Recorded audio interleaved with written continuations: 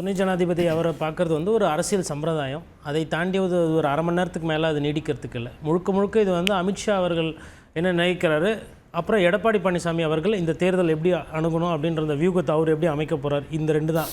இதில் என் புரிதல் பிரகாரம் பார்த்தா கிட்டத்தட்ட டிடிவி தினகரன் பற்றிய பேச்சுக்கள் சமீபமாக, ஏன்னா முதலமைச்சர் வேட்பாளரே வந்து எடப்பாடி பழனிசாமியை நான் ஏற்றுக்க முடியாதுன்னு சொல்லியிருக்காரு. இப்போ இன்றைக்கி தேதியில் இபிஎஸ் அவர்களுக்கு இருக்கிற ஒரு பெரிய நெருக்கடின்னு பார்த்தா அதை தான் பார்க்கணும் ஃபஸ்ட்டு. ரெண்டாவது வந்து ஓபிஎஸ் அவர்களோட அந்த வழக்குகள், அது சம்பந்தமாக இருக்கக்கூடிய பிரச்சனைகள். மூன்றாவது செங்கோட், நீங்கள் வந்து கட்சிக்கான வழக்கை பற்றி சொல்கிறீங்க. கட்சிக்கான வழக்கு. மூன்றாவது வந்து செங்கோட்டையன் அவர்கள் உள்ளே இருந்து கொண்டு ஒரு சில பிரச்சனைகள் தருகிறார். அப்புறம் அண்ணாமலை போன்றவர்கள் வந்து அன்றாட ஒரு செய்தி வருது, அதாவது ஒரு தனி கட்சி தொடங்க போகிறாரா, இல்லை அவர் வந்து உண்மையிலே மனசார வேலை செய்கிறாரா, இல்லை அவர் என்ன நிலைப்பாடு எடுக்கிறாரு. அதை தாண்டி வந்து விஜய் அவர்களோட அந்த வருகை, அவரோட பிரச்சாரம். ஸோ கிட்டத்தட்ட ஒரு 6 காரணிகள் இருக்குது. இந்த 6 காரணிகளில் வந்து அமித்ஷா ஒரு சில விஷயங்களை முடிவு பண்ணுவார்.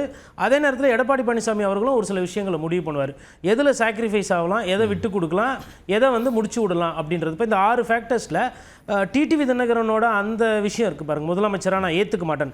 அதை வந்து அமித்ஷா அவர்களிடம் வந்து இது வந்து சரியாகாது, இப்படி தான் அவர் பேசுவார்னா அவர் தேவையே இல்லைன்ற மாதிரி கூட ஒரு நிலைப்பாடு. அந்த இடமே போகுமான்னு கேள்வி கேட்குறேன். ஏன்னா இந்த கூட்டணி அமையும் போதே திரு எடப்பாடி பழனிசாமி தரப்புலேருந்து வரக்கூடியவர்கள் அல்லது அந்த கட்சியில் கூடிய மூத்த நிர்வாகிகள் சொல்கிறது 2 நிபந்தனைகள் அடிப்படையில் அல்லது 2 கோரிக்கைகள் அடிப்படையில் தான் அது நடந்துச்சு.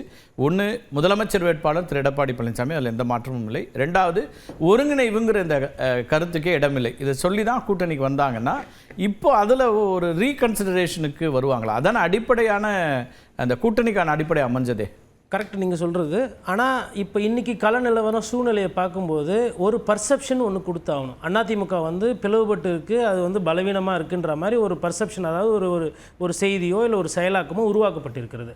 அதான் அந்த நரேட்டிவை வந்து அந்த தோற்றத்தை அவர் இல்லை, அது ஒரு மாய தோற்றம்னு சொல்கிறதுக்கு தானே அவர் வந்து பரப்புரை மேற்கொள்கிறார். எல்லா இடத்துலையும் எனக்கு கூட்டம் வருதுன்னு சொல்கிறார். அப்போ அதிமுக என் தலைமையின் கீழ் இருக்குங்கிறத சொல்கிறது தானே அவருடைய அந்த பரப்புரை பயணம் முன்கூட்டியே தொடங்கினதுக்கு. அது 2 காரணங்கள். ஒன்று, நீங்கள் நெறியாளர் சொல்கிற அந்த முதல் காரணம் என்னோட தான் இருக்கிறன்று. ரெண்டாவது, நான் வந்து அதை வந்து பரப்புரையை தாண்டி தொண்டர்களை உற்சாகப்படுத்துறதுக்கும் சோர்வு நிலை போகக்கூடாது. ஏன்னா வந்து நான் தான் தலைவர், பொதுச் செயலாளர், நான் தான் என் தலைமையில் தேர்தலை சந்திக்க போகிறேன், நீங்கள்லாம் உழைச்சாதான் நான் வந்து தேர்தலை ஜெயிக்க முடியும் அப்படின்ற அந்த காடரை உற்சாகப்படுத்துகிற அந்த ஒரு யுக்தியாக தான் பார்க்குறேன். அது ஓரளவுக்கு அவருக்கு பலன் தந்திருக்குது. நிறைய பேர் இடத்துல வந்து தொண்டர்கள் வந்து திருப்பி சாரையாக வராங்க, இல்லை கூட்டம் இருக்குது, ஒரு சில இடத்துல கூட்டம் இல்லை.